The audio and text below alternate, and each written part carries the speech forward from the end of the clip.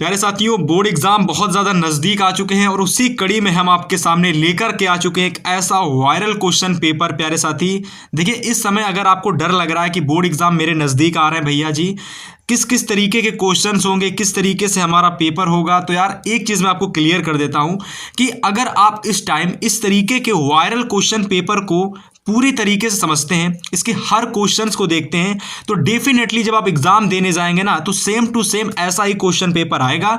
तो मेरी बात समझना, आपको डर तो बिल्कुल भी नहीं लगना चाहिए कि अगर आप इस प्रकार की क्लासें देखते हैं, है ना। और आज की इस क्लास के अंदर आपके हितेश भैया आपको हिंदी का एक क्वेश्चन पेपर इस तरीके से बताने वाले हैं कि मेरी गारंटी है कि जिस भी छात्र ने इस क्लास को शुरू से लगाकर एकदम लास्ट तक देख लिया, गारंटी के साथ कह सकता हूं कि यहां पर आपको हिंदी के पेपर में 18 फरवरी वाले दिन आपको कोई भी डाउट नहीं होगा। हर एक क्वेश्चंस आपको यहां से देखने को मिलेंगे। लगभग जो भी चीज़ें मैं आपको कराऊंगा, सारी की सारी चीज़ें आपके लिए इंपॉर्टेंट और बेहद खास होने वाली हैं। ठीक है, तो देखिए, अगर मैं हिंदी के पेपर की बात करता हूं प्यारे साथी, तो आपका हिंदी का जो क्वेश्चन पेपर होगा उसमें आपको सबसे पहले क्या देखने को मिलेगा। सबसे पहले पेपर आपको 3 घंटे 15 मिनट के अंदर समाप्त करके आना है। 70 अंक का ये पूरा पेपर हमारा होगा। इसमें प्यारे साथी टोटल 2 तरीके से क्वेश्चंस आएंगे।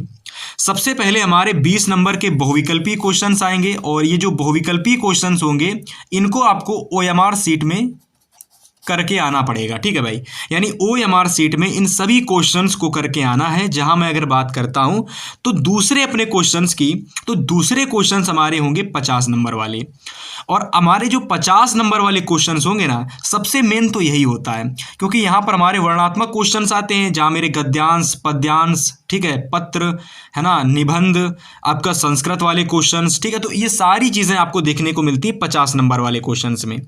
हम लोग एक एक करके अपने सारे क्वेश्चंस देखते चलेंगे, हर एक चीज़ को कवर करते चलेंगे, ताकि जब हम पेपर में बैठे पेपर देने हमें कहीं कोई दिक्कत ना हो, है ना। तो चलिए स्टार्ट करते हैं। और सबसे पहले हम लोग यहाँ पर समझेंगे, देखेंगे बहुविकल्पी क्वेश्चंस, यानी ऐसे क्वेश्चंस जो कि आपको लगभग आपके पेपर में 20 देखने को मिलेंगे, है ना। ये 20 क्वेश्चंस आएंगे, तो हर एक टाइप के क्वेश्चन से हम डिस्कस करेंगे।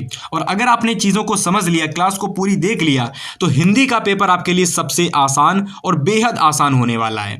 ठीक है, चलिए यहाँ से हम लोग देखेंगे वह सारे क्वेश्चंस जो कि आपके लिए बहुत इंपॉर्टेंट है।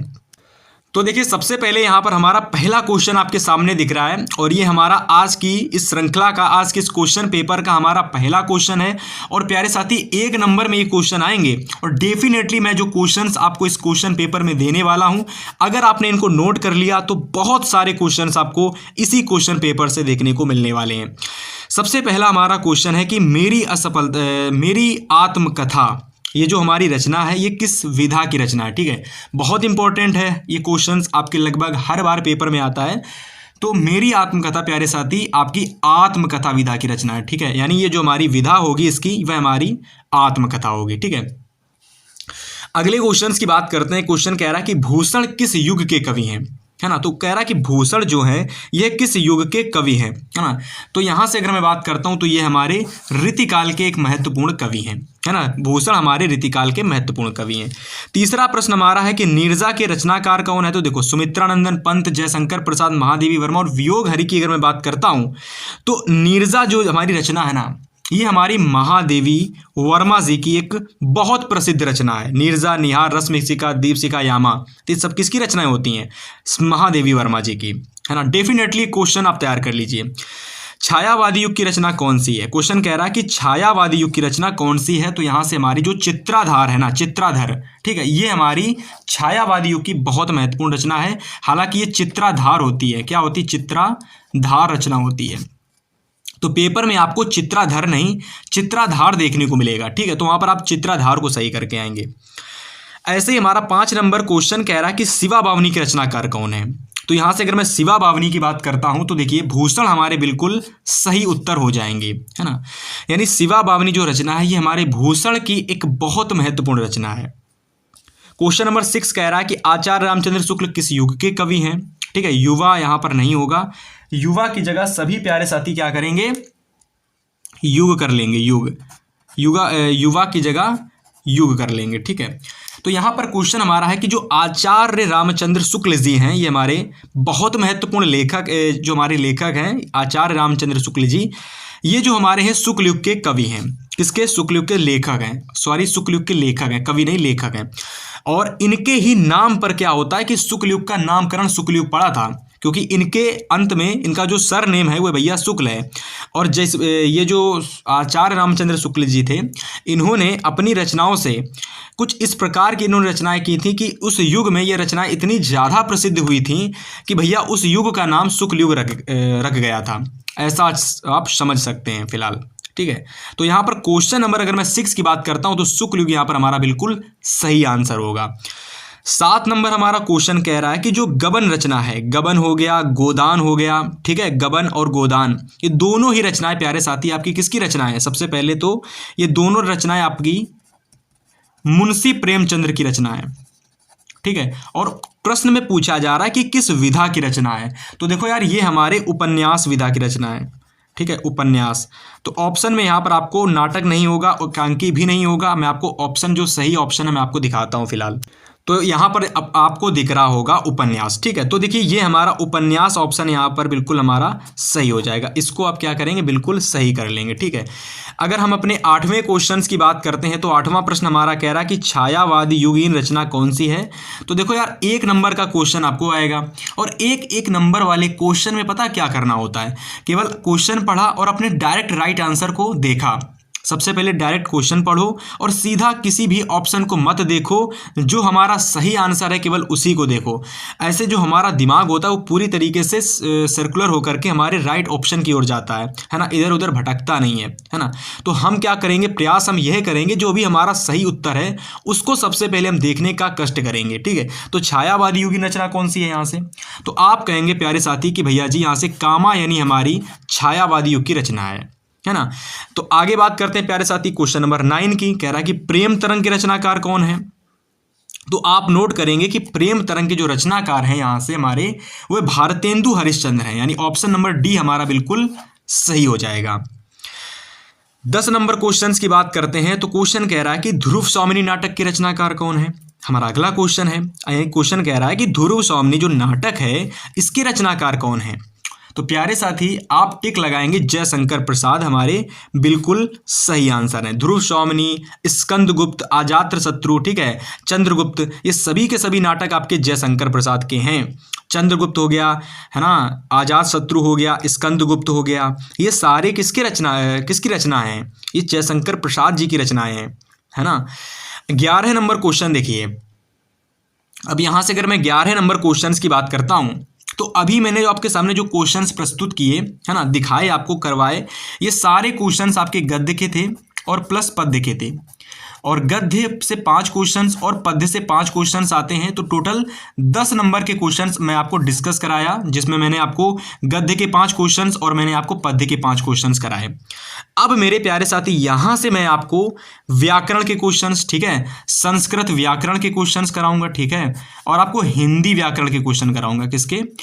संस्कृत व्याकरण के क्वेश्चन कराऊंगा भाई, और आपको हिंदी व्याकरण के क्वेश्चन कराऊंगा। और आप देखिएगा किस किस तरीके से क्वेश्चंस आते हैं। तो सबसे पहले हम लोग यहाँ पर हिंदी व्याकरण के क्वेश्चंस देखेंगे। पहला क्वेश्चन हमारा रस से पूछा गया, कह रहा है कि करुण रस का स्थायी भाव क्या होता है ना। तो बहुत आसान सा क्वेश्चन है। शोक जो होता है ये हमारे करुण रस का स्थायी भाव होता है। 12 नंबर क्वेश्चन कह रहा है कि पीपर पात सरिस मंडोला में कौन सा अलंकार है। तो अगर मैं बात करता हूँ पीपर पात सरिस मंडोला में अलंकार की, तो यहाँ पर हमारा उपमा अलंकार हो जाएगा। ऐसे ही अगर मैं अपने 13 नंबर क्वेश्चन की बात करता हूं तो क्वेश्चन कह रहा है कि दोहे का उल्टा क्या होता है भैया जी।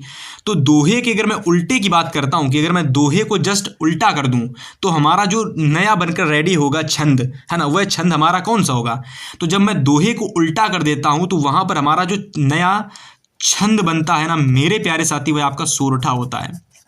सिंपल शब्दों में अगर मैं बात करूं तो दोहे का उल्टा क्या होता है, तो दोहे का उल्टा सोरठा होता है। प्रश्न नंबर 14 हमारा है कि अभ्यागत शब्द में कौन सा समास है। तो अभ्यागत में यही समझ लो अभी आपका लगा होता है। अभ्यागत बहुत बार पेपर में आया है, बहुत ज़्यादा बार आया है ना। तो अभ्यागत की अगर मैं बात करता हूँ तो अभ्यागत में आपका जो समास प्रयुक्त हुआ ना प्यारे साथी, वह आपका अभी है। है ना। और जो भी साथी हमारे साथ क्लास को अंत तक देखेंगे ना, उनके लिए एक बहुत इंपॉर्टेंट चीज़ मैं शेयर करने वाला हूँ इस क्लास के अंदर। आपके लिए बहुत इंपॉर्टेंट बोनस टिप है मेरी तरफ से, मेरी पूरी टीम की तरफ से, जिसमें हमने आप सभी के लिए अप्रैल से लगाकर जो नवंबर तक जिसको मैंने रेडी करने में समय लगाया है, वह हमारी ई बुक है, वह रेडी हो चुकी है। और जो भी स्टूडेंट को पेपर से डर लग रहा है कि भैया जी हिंदी, इंग्लिश, मैथ, साइंस में हमको बहुत डर लग रहा है, ऐसे में कैसे भी करके बस हमारे पास मोबाइल फ़ोन में PDF के फॉर्म में हमें नोट्स मिल जाते हैं और बस उस वे में मिल जाते हैं, तो हमारे लिए उतना ही बहुत है। तो टेंशन मत लीजिए प्यारे साथी, अभी मैं आपको ई बुक के बारे में बताऊंगा, 1-2 मिनट आप उसको सुनना। ये चीज़ अगर आपने एक बार समझ ली तो गारंटी दे रहा हूं कि हिंदी हो या फिर कोई भी पेपर हो, उसमें आपको कोई भी डर नहीं लगेगा, टेंशन जैसी चीज़ आपके अंदर से समाप्त हो जाएगी। बस आप क्लास को पूरी देखना प्रॉपर। फिलहाल तो यहाँ तक देखिए, हमने कुछ क्वेश्चंस आपके सामने प्रस्तुत किए थे, जिसमें मैंने आपको बताया था कि मैं आपको हिंदी व्याकरण के क्वेश्चंस और मैं आपको संस्कृत व्याकरण के क्वेश्चंस कराऊंगा। तो देखो यार, हिंदी व्याकरण के जितने भी इंपॉर्टेंट क्वेश्चंस इस क्वेश्चन पेपर के थे, जो आपके पेपर में आएंगे, वह सारे क्वेश्चंस हम करा चुके हैं। हमने आपको रस से क्वेश्चन कराया, हमने आपको अलंकार से क्वेश्चन कराया, ठीक है, हमने आपको एक प्रॉपर छंद से क्वेश्चन कराया, हमने आपको समास से क्वेश्चन कराया, है ना। हालांकि ये हमारा अभ्यागत शब्द में समास नहीं है, यहाँ पर उपसर्ग वाला क्वेश्चन है, ठीक है, थोड़ा सा मिस्टेक हो गया यहाँ पर, ये हमारे उपसर्ग का क्वेश्चन था। तो अभ्यागत शब्द में कौन सा उपसर्ग लगेगा, तो हमारा अभी उपसर्ग लगेगा, ठीक है। फिलहाल समास वाला जो क्वेश्चन है मैं आपको आगे कराऊंगा, तो अभी समास वाले भी क्वेश्चन आपके सामने देखने को मिलेंगे और संधि वाले भी क्वेश्चन होंगे, तो सारे आपको यहाँ पर अभी मैं कराऊंगा। तो यहाँ पर हमारा जो आगे के क्वेश्चंस है ना, मैंने आपको अभी बताया था कि मैं अभी जो क्वेश्चन करा के आया हूँ जस्ट 14 नंबर क्वेश्चन, ठीक है, 14 नंबर क्वेश्चन कराया ना मैंने अभी आपको। तो वह जो 14 नंबर क्वेश्चन था उसमें उपसर्ग पूछा गया था प्यारे साथी, उसमें हमारा उपसर्ग पूछा गया था। आप कहेंगे भैया जी उपसर्ग कहाँ पर था, तो उपसर्ग में जो अभ्यागत शब्द था ना, मैंने अभी आपको क्लियर कराया। जितने भी बच्चे क्लास देख रहे हैं भैया, अभ्यागत के बारे में हमने बात की थी कि अभ्यागत शब्द में कौन सा उपसर्ग लगेगा, तो मैंने आपको बताया था कि अभ्यागत में हमारा अभी उपसर्ग लगेगा, ठीक है। तो ऑप्शन नंबर ए को सभी स्टूडेंट सही कर लेंगे, ठीक है। 15 नंबर क्वेश्चन कह रहा कि चक्रपाणी में कौन सा समास है, तो चक्रपाणी में समास कौन सा लगेगा बताइए। इतना आसान सा क्वेश्चन है, बताइए, कमेंट करके बताइए चक्रपाणी में कौन सा समास है। देखिए यहां से अगर मैं अपने क्वेश्चन नंबर बात करता हूं 15 की, तो बहुब्रीहि समास हमारा बिल्कुल सही ऑप्शन हो जाएगा, ठीक है। ऑप्शन नंबर डी को आप सही कर लेंगे। फिर 16 नंबर क्वेश्चन के देखिए, 16 नंबर क्वेश्चन क्या कह रहा है कि जो हमारा वारिद शब्द है, जो शब्द हमारा है वारिद, इसमें पर्यायवाची शब्द कौन सा होगा। तो वारिद के अगर मैं पर्यायवाची शब्द की बात करता हूं, तो बादल, हमारा जो बादल का पर्यायवाची शब्द होता है वह वारिद होता है ना। तो आप इसको नोट कर लें। तो पर्यायवाची से आप देख पा रहे होंगे कैसे क्वेश्चंस आते हैं, है ना, समास से कैसे क्वेश्चंस आते हैं। तो अभी आपको मैं संस्कृत के भी क्वेश्चंस कराऊंगा, जैसे कि आपको देखिए यहाँ पर हमारे संस्कृत व्याकरण का क्वेश्चन आ गया है कि कह रहा कि तास्याम शब्द में, जो ये तास्याम शब्द दे रखा है, तो इसका आप लोगों को विभक्ति और वचन बताना है कि कौन सा होगा। देखो यार, तास्याम का अगर मैं बात करता हूं तो ये तदि के स्त्रीलिंग से लिया गया एक शब्द है, और आपको पेपर में ऐसे ही क्वेश्चंस आएंगे, एक आपको शब्द दे देगा और कहेगा ये हमारे तद के पुल्लिंग से, स्त्रीलिंग से लिया गया है ना, और इसके आपको विभक्ति बता दो और मुझे वचन बता दो, और 1 नंबर आपको मिल जाएगा, है ना। और एक तास्याम की अगर मैं बात कर लूँ, तास्याम हो गया, तस्या हो गया, ठीक है, मेरे हिसाब से शायद तस्माभ्याम हो गया। तो ये लगभग हर साल आपके बोर्ड में आते हैं, है ना। उन्हीं में से तास्याम एक ऐसा शब्द है जो अगर आप तैयार कर लेते हो तो 1 नंबर का क्वेश्चन आपका बिल्कुल फिक्स हो जाएगा। ये पेपर में बहुत बार रिपीट हुआ है। क्वेश्चन है कि तास्याम शब्द जो है किसका विभक्ति वचन की अगर मैं बात करता हूं, तो इसका जो विभक्ति हो जाएगा वह हो जाएगा सप्तमी, और वचन की अगर मैं बात करता हूं तो एक वचन है ये। तो ऑप्शन नंबर डी हमारा बिल्कुल सही बैठेगा, सप्तमी एक वचन, यहां से हमारा आंसर बिल्कुल सही हो जाएगा। आगे क्वेश्चन कह रहा है कि वह जा रहा है, ये किस प्रकार का वाक्य है। मेरे प्यारे साथी, यहां से अगर मैं बात करता हूं कि वह जा रहा है, ये किस प्रकार का वाक्य है, तो ये हमारा एक तरीके से साधारण वाक्य है। कैसा वाक्य है? साधारण। तो इसको आप सही कर लेंगे। 19 नंबर क्वेश्चन कह रहा है कि मुझसे चला नहीं जाता, इस वाक्य में किस प्रकार का वाच्य प्रयोग हुआ है, तो इसमें भाववाच्य प्रयोग हुआ है, ठीक है। और ये सारे क्वेश्चंस अगर आप एक बार इनको अच्छे से नोट कर लेते हैं, तैयार कर लेते हैं ना, तो पेपर में देखना यही क्वेश्चंस आपको बार बार, है ना, जो रिपीट होते हैं ना, ये वही क्वेश्चंस हैं और वही क्वेश्चंस आपके पेपर में आते हैं। कह रहा है कि धूप में चला नहीं जाता, इस वाक्य में कौन सा वाच्य प्रयोग होगा। तो 20 नंबर क्वेश्चंस के आंसर की मैं बात करता हूं। तो चलिए इसके ऑप्शन देखते हैं और फिर आपको टिक लगवाते हैं फिलहाल। तो यहाँ पर देखिए ऑप्शन, और ऑप्शन में हमारा यहाँ पर मेरे हिसाब से भाववाच्य, इसका भी ऑप्शन बिल्कुल सही हो जाएगा। ठीक है, तो प्यारे साथियों यहाँ तक हमने टोटल 20 क्वेश्चंस आपके सामने प्रस्तुत किए। इस श्रृंखला के जो भी क्वेश्चन थे, है ना, इस क्वेश्चन पेपर के जो भी इंपॉर्टेंट, है ना, एमसीक्यू वाले क्वेश्चंस थे, वह सारे क्वेश्चंस मैंने आपके सामने प्रस्तुत किए। अब एक बात समझ लीजिए, जो भी एमसीक्यू के क्वेश्चंस हैं हमने अपनी ई बुक के अंदर, प्यारे साथी, अभी मैं ई बुक के बारे में बात करूंगा। ई बुक के हमने अंदर 100 से भी ज़्यादा क्वेश्चन डाले हुए हैं और उन 100 क्वेश्चन में से मैंने 20 क्वेश्चन आपको इस क्लास में कराए। डेफिनेटली अगर आप ये 20 क्वेश्चन तैयार कर लेते हो तो यहां से आपको लगभग अधिक से अधिक क्वेश्चंस आपको देखने को मिलेंगे ही मिलेंगे। लेकिन मेरे प्यारे साथी, अब मेरी बात समझना, 1 मिनट मुझे देना, मैं आपको इंपॉर्टेंट चीज बताने वाला हूं। जिस भी स्टूडेंट को बोर्ड से डर लग रहा है कि भैया जी हिंदी के पेपर में मुझे कुछ भी करके बस मुझे नोट्स चाहिए, बस आप बता दो कि कहाँ से लेना है, बस बता दीजिए। तो यार देखो, मिनिमम से मिनिमम अमाउंट क्या सोच सकते हो आप लोग, 20 रुपये, 25 रुपये, 30 रुपये, 40 रुपये, लेकिन उससे भी कम जो होता है वह है 15 रुपये। मात्र 15 रुपये में मैंने और मेरी पूरी टीम ने मिलकर के प्यारे साथी आपके लिए 100 से ज़्यादा इंपॉर्टेंट एमसीक्यू एक ही ई बुक के पीडीएफ फॉर्म में, मतलब एक ई बुक मिलेगी और वह ई बुक जो होगी वह आपकी पीडीएफ के फॉर्म में होगी। और उस पीडीएफ के फॉर्म में ई बुक मैंने जो बनाई है, हमारी पूरी टीम ने मिलकर ई बुक रेडी की है। और उस ई बुक में क्या है कि 100 से ज़्यादा आपके लिए एमसीक्यू क्वेश्चंस हैं, इंपॉर्टेंट टॉपिक, गद्यांश पद्यांश सारी चीज़ें हैं, है ना, important short questions, long questions, math वाले, साइंस वाले सारे हैं, और 10 से ज़्यादा मॉडल पेपर हैं। और ये जो मॉडल पेपर हैं, इन्हीं में से आपके क्वेश्चन आपको बोर्ड एग्जाम में देखने को मिलेंगे। और इसको तैयार करने में पूरा अप्रैल से लगाकर नवंबर तक हमारा समय निकल गया है। ठीक है, तब जाकर के ये ई बुक आपकी रेडी हुई है। हर एक सब्जेक्ट का प्राइस 15-15 रुपए है, बहुत मिनिमम है। एक बार ले लोगे ना तो बोर्ड एग्जाम जब देने जाओगे तो अब आपको लगेगा यार मैंने पहले ले ली थी, मैंने बहुत अच्छा किया था, है ना। जो लोग समय निकाल देंगे फिर लेंगे तो उनके लिए चीज़ें थोड़ी सी दिक्कत में हो जाएंगी। अगर अभी ये क्लास आपके पास, अभी ये वीडियो आपके पास आ रही है तो अभी जाओ, अभी डिस्क्रिप्शन बॉक्स खोलो, और आपको हिंदी के पेपर में बेस्ट स्कोर करना है तो हिंदी की ई बुक ले लेना।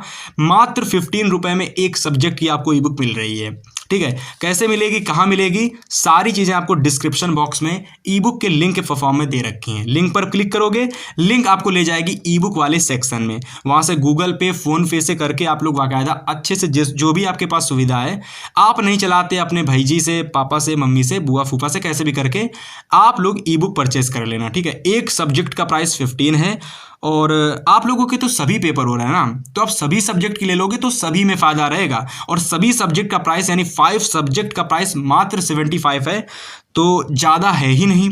700 से 800 का कोर्स तो भाई साहब सभी लोग देते हैं, पर हम स्टूडेंट्स के लिए काम कर रहे हैं। ठीक है, हम कोई संस्था नहीं चला रहे हैं अभी फ़िलहाल।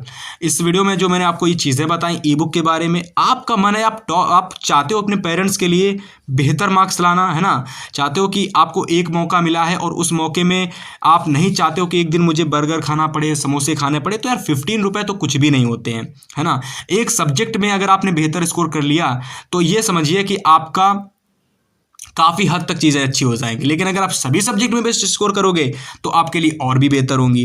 तो ये सारी चीज़ें आपको मिलेंगी मात्र 15 रुपये में एक सब्जेक्ट की। तो एक बार डिस्क्रिप्शन में जाना और चीज़ों को देखना ज़रूर। ठीक है, फिलहाल वापस आते हैं अपने टॉपिक पर, अपने क्वेश्चन पेपर पर।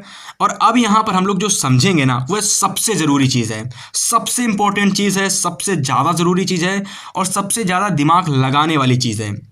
क्योंकि यहाँ पर जो हम डिस्कस करेंगे ना, वह हमारे छोटे मोटे क्वेश्चंस नहीं होंगे, वह सीधा हमारे 50 नंबर वाले क्वेश्चंस होंगे। जहाँ मैं आपको बताऊंगा मेरे प्यारे साथी, मैं आपको यहाँ पर एक चीज़ क्लियर कर देता हूँ कि यहाँ पर मैं आपको 50 नंबर वाले क्वेश्चंस में मैं आपके सामने प्रस्तुत करूँगा गद्यांश कहाँ कहाँ से आते पेपर में। ठीक है, गद्यांश के बारे में हम चर्चा करेंगे। ठीक है, हम यहाँ पर आपके बारे में पद्यांश के बारे में चर्चा करेंगे। ठीक है, संस्कृत के गद्यांश के बारे में चर्चा करेंगे। ठीक है, संस्कृत के गद्यांश के बारे में चर्चा करेंगे। ठीक है, संस्कृत के पद्यांश को देखेंगे कि कैसे करना है, कैसे पूरे नंबर लेकर के आने संस्कृत के पद्यांश में। ठीक है, इसके अलावा भैया जी पत्र कैसे करना है, ठीक है, निबंध कैसे करना है। तो हर टॉपिक को यहाँ पर हम अब कवर करने वाले हैं। क्लास काफ़ी शानदार होने वाली है, एक ही क्लास में सब कुछ मिलने वाला है। तो ऐसी क्लास पूरे यूट्यूब पर आपको कहीं नहीं मिलेगी।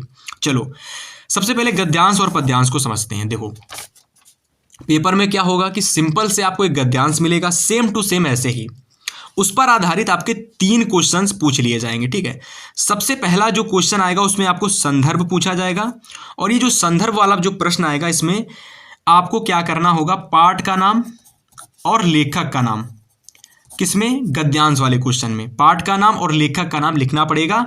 2 नंबर आपको यहाँ मिल जाएंगे। ठीक है, अगर मैं बात करता हूं अपने रेखांकित अंश की व्याख्या वाले क्वेश्चन में, तो केवल आपको उतने की ही व्याख्या करनी है जितने की व्याख्या इसमें दे रखी हो। जैसे कि हे भगवान से लगा करके मान लो केवल इतने की व्याख्या पेपर में है, केवल इतने में अंडरलाइन है, तो केवल इतने की ही आपको व्याख्या करके आनी है ना। मतलब जितने में अंडरलाइन दे रखी हो गद्यांश में, केवल उतने की ही आपको व्याख्या करनी है, इस पूरे की व्याख्या नहीं करनी है ना। तो मेरी बातों को समझना है ना, और अच्छे से चीज़ों को नोट करना। ठीक है, मैं क्या कह रहा हूँ, व्याख्या समझ ली। अगर मैं बात करता हूँ ये किस चैप्टर से लिया गया है मेरे प्यारे साथी, तो ये आपका ममता चैप्टर से लिया गया है, और ममता के जो लेखक हैं सभी लोगों को पता होगा, जयशंकर प्रसाद हैं। तो जल्दी से इसका स्क्रीनशॉट कर लो, है ना। ये बहुत इंपॉर्टेंट आपका इंपॉर्टेंट गद्यांश है ना, इसको जरूर तैयार करके जाना। हे भगवान तब के लिए विपद के लिए इतना आयोजन, परम पिता की इच्छा के विरुद्ध इतना साहस, पिताजी क्या भीख ना मिलेगी, क्या कोई हिंदू भूपृष्ठ पर बचा ना रह जाएगा जो ब्राह्मण को 2 मुट्ठी अन्न दे सके। देखो यार, ये जो गद्यांश है ना, ये बहुत बार पेपर में आया है। आप किसी भी ईयर का पेपर उठाकर देख लेना, ये जरूर आपको देखने को मिलेगा, है ना। तो जल्दी इसको नोट कर लो। अब देखो अथवा में आपको एक और मौका मिलेगा, आपको अथवा में एक और मौका मिलेगा कि आप अगर ये नहीं करना चाहते तो आप ये कर सकते हो, लेकिन मैं चाहता हूं कि आप दोनों के दोनों गद्यांशों को अच्छे से स्क्रीनशॉट करो और अच्छे से इनको तैयार करके जाओ, क्योंकि यार दोनों में से दोनों इंपॉर्टेंट है, और दोनों में से कोई आपके पेपर में आ जाएगा, बस वही आपको चाहिए है ना।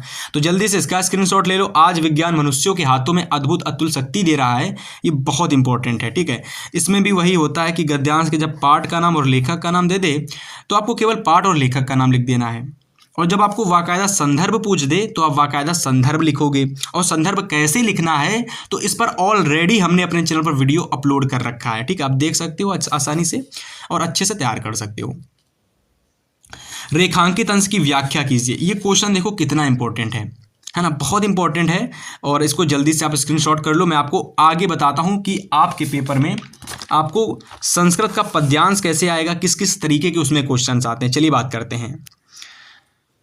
तो यहां पर अगर मैं संस्कृत के पद्यांश की बात करता हूं तो यार देखो इसमें कुछ डिफिकल्ट वाली चीज़ें होती नहीं हैं, कि यहीं पर आपके यहाँ मतलब कि जो भी हमारा पद्यांश होता है उसमें भी हमारे स्टूडेंट्स 3 प्रश्न ही पूछे जाते हैं। सबसे पहला क्वेश्चन हमारा होता है, मैं क्लियर कर देना चाहता हूँ, सबसे पहला क्वेश्चन हमारा संदर्भ का होता है। जिस तरीके से गद्यांश में संदर्भ आता है सेम टू सेम वैसे ही पद्यांश में भी आपका संदर्भ आता है।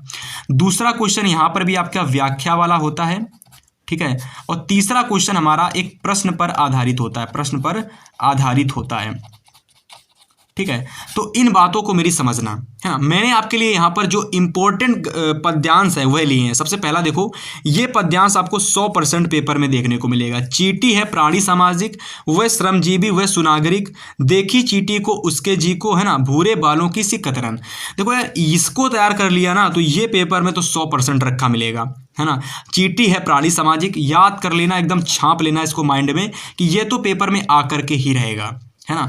और इसके 3 क्वेश्चंस आपको देखने को मिलेंगे। सबसे पहला संदर्भ वाला क्वेश्चन, दूसरा रेखांकित अंश वाला क्वेश्चन, तीसरा क्वेश्चन है कि पंत जी ने चींटी को किस प्रकार का प्राणी बताया। देखो यार, जब आप इसकी व्याख्या तैयार कर लोगे ना, है ना, इसकी व्याख्या प्रॉपर तरीके से तैयार कर लोगे ना तो ऑटोमेटिक आप ये सारे क्वेश्चंस कर ले जाओगे, है ना। हालांकि संदर्भ वाला क्वेश्चन तभी आप कर पाओगे जब आपको पाठ का नाम पता होगा और जब उसके कवि का नाम पता होगा, क्योंकि हम लोग पद्यांश कर रहे हैं ना, हम लोग पद्यांश पढ़ रहे हैं, तो पद्यांश में हमारे कवि होते हैं, लेखक नहीं होते हैं। ठीक है, तो इस बात को आप याद रख लेना। अथवा में अगर मैं बात करता हूं कि भैया जी अथवा में हमारा कौन सा यहाँ पर पद्यांश है, तो यहाँ पर हमारा जो अथवा में पद्यांश है वो है कि विश्वत रेखा का वासी जो जीता है नित हाफ हाफ कर, रखता अनुराग अलौकिक यह भी अपनी मातृभूमि पर। ठीक है, ये भी बहुत इंपॉर्टेंट है, ये हमारे मेरे हिसाब से राम नरेश त्रिपाठी द्वारा रचित है। ठीक है, राम नरेश त्रिपाठी द्वारा लिया गया है। ठीक है, किस चैप्टर से लिया गया है? तो ये चैप्टर सभी लोग कमेंट करके बताएंगे कि किस चैप्टर से लिया गया है। विश्वत रेखा का वासी जो जीता है नित हाफ हाफ कर, बताइए किस चैप्टर से लिया गया है, कमेंट करना सभी प्यारे साथी। अगर आप यहाँ तक की क्लास को देख रहे हैं तो डेफिनेटली मुझे ऐसा लगता है कि आप लोग बोर्ड एग्जाम में ज़रूर बेहतर स्कोर करेंगे। और हर वह छात्र जो बोर्ड एग्जाम में 90 से ज़्यादा नहीं, कम से कम इतना चाहते हो कि मेरे 90 नंबर ही आ जाएं, तो यार एक बार ई बुक ले लेना। ई बुक आपको मात्र 5 दिन अगर आपके पास है तो भी आपको ई बुक हिंदी में आपको 90 से ज़्यादा नंबर दिलाएगी, क्योंकि इसमें सारी चीज़ें आपको मिल जाएंगी। और जब आपके पास सारी चीज़ें होंगी तो आपका माइंड भी कहेगा लाओ पढ़ लेते हैं। और अगर आपने एक बार चीज़ें पढ़ ली तो डेफिनेटली आप कहोगे कि 15 रुपये में इतनी सारी चीज़ें मिल गई, तो आप एक बार आ करके अपने भैया का थैंकफुल भी करोगे जब आपका पेपर अच्छा जाएगा, है ना। तो मात्र 15 रुपये पे करके सारी चीज़ें आपको एक जगह मिल जाएंगी, भटकना पड़ेगा ही नहीं आपको। ठीक है, फिलहाल वापस आते हैं, बार बार ई बुक के बारे में नहीं बताएंगे, बच्चों को इरिटेट होगा। ठीक है, फिलहाल आगे चलिए बात करते हैं कि हमारे पेपर में और क्या आता है। तो बात करते हैं कि हमारे पेपर में भैया जी आगे कौन सा क्वेश्चन आता है। तो देखो यार, मैंने आपको पद्यांश गद्यांश कवर करा दिए। ठीक है, गद्यांश बताया, पद्यांश बताया। अब देखो पेपर में आता है संस्कृत का गद्यांश और आता है संस्कृत का पद्यांश। ठीक है, अगर मैं संस्कृत के गद्यांश की बात करता हूं तो देखो यहाँ से हमारे लगभग 2 क्वेश्चंस आते हैं और इस संस्कृत पद्यांश से भी हमारे 2 क्वेश्चंस आते हैं। चलो सबसे पहले हम संस्कृत के गद्यांश को देखते हैं। देखो यहाँ पर हमारा क्वेश्चन दे रखा है कि निम्नलिखित संस्कृत गद्यांश को संस्कृत गद्यांश का संदर्भ सहित हिंदी में अनुवाद कीजिएगा। देखो जब हम लोग संस्कृत का हिंदी में अनुवाद करते हैं तो उससे पहले इसका संदर्भ भी लिखना पड़ता है ना। तो ये हमारा एक गद्यांश है संस्कृत का। ठीक है, 2 नंबर हमको मिलेगा अगर मैं संदर्भ कर देता हूं, और हमको मिलेगा हिंदी में अनुवाद करने का 3 नंबर। ठीक है, तो 2 + 3 टोटल 5 नंबर का क्वेश्चन ये आपके पेपर में आता है। करना कुछ नहीं होता, सिंपल से एकदम संदर्भ में आपको चैप्टर का नेम ही केवल लिख देना होता है। मतलब प्रस्तुत संस्कृत गद्यांश हमारे पाठ्य पुस्तक हिंदी के, ये किस चैप्टर से लिया गया भैया? ये आपका लिया गया है मेरे हिसाब से भारतीय संस्कृति चैप्टर से। ठीक है, तो ये हमारा भारतीय संस्कृति चैप्टर से लिया गया है, बस इतना लिख देंगे तो इसको तैयार कर लो। इसके अलावा दूसरा हमारा यहाँ पर गद्यांश है कि इयम नगरी विविध धर्माणम संगम स्थली महात्मा बुद्धा तीर्थकारम पार्श्वनाथा शंकराचार्य कबीरा गोस्वामी तुलसीदासा अन्या चा बहवा महात्माना अत्रागत्य। ठीक है, तो यहाँ पर ये हमारा जो दूसरा गद्यांश है ये हमारे लिया गया है वाराणसी चैप्टर से। तो आप इसका जो संदर्भ लिखेंगे ना, वो आप लिखेंगे कि प्रस्तुत संस्कृत गद्यांश हमारी पाठ्य पुस्तक हिंदी के संस्कृत खंड के, है ना, किस खंड से लिया गया है? संस्कृत के हिंदी गद्य खंड से हमारे वाराणसी नामक चैप्टर से लिया गया है, वाराणसी नामक पाठ से लिया गया है। ना तो इसमें कोई लेखक होते हैं, ना तो इसमें कोई कवि होते हैं, तो इस बात को याद रखना बस। ठीक है, इन दोनों को अच्छे से नोट कर लो और इनकी बाकायदा अच्छे से हिंदी अनुवाद तैयार कर लेना दोनों का, है ना। दोनों के दोनों अगर तैयार कर लोगे तो 5 नंबर का क्वेश्चन आपके पेपर में इन दोनों में से एक आपको जरूर देखने को मिलेगा। ठीक है, अच्छे से इनको नोट कर लो। इसके बाद बात करते हैं हम लोग अगले क्वेश्चंस की। तो सेम टू सेम उसी श्रृंखला में आपको क्वेश्चन दिखते जाएंगे पेपर में भी, जैसे यहाँ पर आपको दिख रहे हैं। तो गद्यांश का जब आप क्वेश्चन निपटा दोगे ना संस्कृत के, फिर आपको आ जाना है संस्कृत के पद्यांश वाले क्वेश्चन में। ऐसे ही पेपर में आएंगे क्वेश्चन सेम टू सेम। इसी वजह से कह रहे क्लास को एकदम अंत तक देखो, सारी चीजें क्लियर हो जाएंगी। अगर मैं संस्कृत के पद्यांश की बात करता हूं तो यहां पर 2 नंबर का संदर्भ आएगा भाई, 3 नंबर का हिंदी अनुवाद आएगा। और सबसे आसान होता है संस्कृत का पद्यांश, क्योंकि यहां पर हमारा 2 लाइनों का श्लोक होता है और यहाँ पर भी 2 लाइनों का श्लोक होता है। 2 लाइनों का श्लोक करने के लिए आपको मात्र ज़्यादा समय भी नहीं लगता है और आपको 5 नंबर मिल जाता है ना। तो दोनों के दोनों संस्कृत पद्यांश को नोट कर लेना, बहुत इंपॉर्टेंट है दोनों के दोनों, वेरी इंपॉर्टेंट डालो हालांकि, तो ज़्यादा ही बेटर रहेगा आपके लिए। कुछ नहीं करना, संस्कृत का क्या करना है, जो ये हमारे पद्यांश हैं या फिर इनको श्लोक भी कह सकते हो, है ना, संदर्भ लिख दोगे 2 नंबर मिलेंगे, हिंदी अनुवाद कर दोगे 3 नंबर मिल जाएंगे। ठीक है, तो अच्छे से नोट कर लो इनको, है ना। नीर क्षीर विवेके हंसालस त्वमेव तने सुचेत अमुखा स्फुट वक्ता चायो जानति सा पंडिता। अथवा वाला हमारा है कि अपदो दुर्गामी नाचा साक्षरा नाचा पंडिता अमुका स्फुट वक्ता स्फुट वक्ता चायो जानति सा पंडिता। ठीक है, तो संस्कृत देखो बहुत से स्टूडेंट्स को संस्कृत पढ़नी नहीं आती होगी, लेकिन उनको हिंदी तो पढ़नी आती है ना, तो हिंदी में ही इनका अनुवाद करना होता है, कोई अलग भाषा में नहीं करना होता है। तो इस बात को याद रख लेना बस। तो अच्छे से इनको तैयार कर लेना, इनका संदर्भ और इनका हिंदी अनुवाद, ताकि जब पेपर में आए तो इनको आप कर पाएँ। आगे बात करते हैं। तो आगे स्टूडेंट्स अगर मैं बात करता हूं तो देखो यहाँ पर आपको जो अगला क्वेश्चन नंबर 5 देखने को मिलेगा पेपर में, वह हमारा होगा खंड काव्य का क्वेश्चन। कौन सा क्वेश्चन होगा? खंड काव्य का। अब यार देखो, खंड काव्य का जो क्वेश्चन आएगा ना, अपने हितेश भैया की बात सुन लेना, कि जो खंड काव्य वाला क्वेश्चन आएगा ना, वह आपको जिले के हिसाब से तैयार करना पड़ेगा। कि अगर मान लीजिए आप अलीगढ़ में रहते हैं, ठीक है, आप अलीगढ़ से बिलोंग करते हैं, आप प्रयागराज से बिलोंग करते हैं, ठीक है, आप लोग मान लीजिए आप कानपुर से बिलोंग करते हैं, आप लोग बिलोंग करते हैं भाई साहब अकबरपुर से, ठीक है, तो आप जिस भी ज़िले से बिलोंग करते हैं, लखीमपुर से बिलोंग करते हैं, तो आप जिस भी ज़िले से बिलोंग करते हैं, आपको अपने ज़िले के हिसाब से क्या करना होता है? खंड काव्य तैयार करना होता है ना। एग्जाम्पल के लिए मैं बात करता हूं, जैसे कि आप मान लीजिए आप कानपुर से रहने वाले हैं, आप कानपुर के रहने वाले हैं, कानपुर ज़िले के रहने वाले हैं।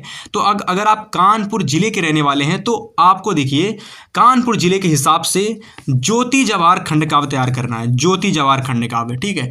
ऐसे ही अगर आप जिस भी ज़िले में रहते हैं उस ज़िले के हिसाब से आपको कोई ना कोई खंड काव्य तैयार करना होता है, ठीक है। फिलहाल यहाँ पर आप लोगों के लिए मैंने हर एक इंपॉर्टेंट खंड काव्य आपका दे रखा है, बाकायदा आप अच्छे से स्क्रीनशॉट कर लीजिएगा।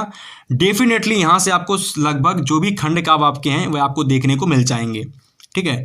तो जो भी स्टूडेंट्स क्लास को देख रहे हैं प्यारे साथी, एक बार सभी लोग लाइक वगैरह कर देना, क्योंकि बहुत जल्द हम लोग अपने चैनल पर 1 लाख सब्सक्राइबर्स की फैमिली कंप्लीट करेंगे।